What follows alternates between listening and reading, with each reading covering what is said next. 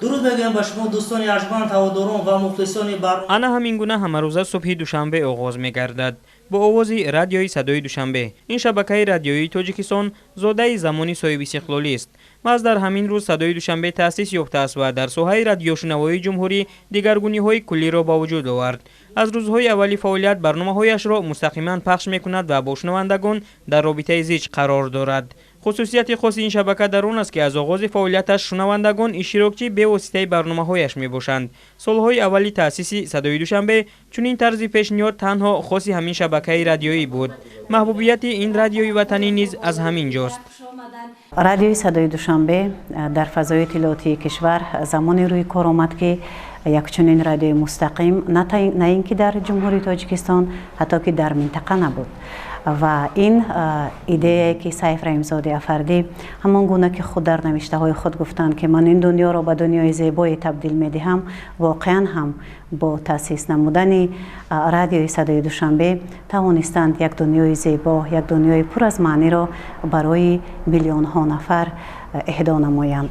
امروز صدای دوشنبه نه تنها در داخل کشور بلکه بیرون از آن هم طریق محاوره پخش می شود و در گوشه و کنار جهان نیز شنوندگان خود را دارد. شنونده‌های ما هم در داخل کشور هستند هم در خارج کشور. با بعضا برنامه‌های مستقیم ما از افغانستان، ازبکستان، روسیه تماس تلفنی میگیرند. تا به حال در صفحه‌های اجتماعی با ما می‌نویسند. همزمان نامه‌ها نیز با ما میرسند. در بیش از 12 ساله فعالیت رادیوی صدای دوشنبه به منبر آزادی شنوندگانش تبدیل یافته است.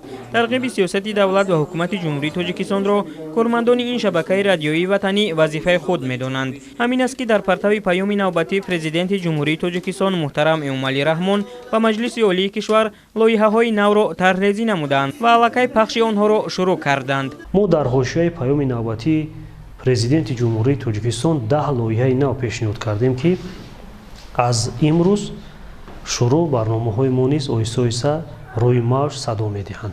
ما در همه سمت‌های افضلیت‌ناک کشور امروز برنامه‌ها داریم که برنامه‌های ما همه روزه 24 ساعت 12 ساعت پخش مستقیم و 12 ساعت پخش تکراری آن صدا می‌دهد. صدای دوشنبه را امروز کادرهای جوان و کاردان پر کردند. آنها فعالیت در این شبکه رادیویی مملکت را افتخار می‌دانند. رادیوی صدای دوشنبه مکتبی بزرگ برای نوقلمان است که خوشبختانه امروز در این بارگاه نیست زیاد کارمندان این بارگاه مقدس را نسل جوان و صاحب قلم تشکیل می‌دهد و ما را وادار می‌سازد که باز هم برای رشد و معرفی و نقش گذاشتن در فضای اطلاعاتی مملکت و حمایت از ارزش‌های ملی و فرهنگی و سیاسی خود در عرصه داخل و جهان سعی و تلاش نماییم. هیئت کارمندان این شبکه رادیویی وطنی تلاش می‌کنند که در آینده نیز ترغیبگر سیاست دولت و حکومت جمهوری تاجیکستان باشند و این رسالتشان را با سر بلند ادا کنند.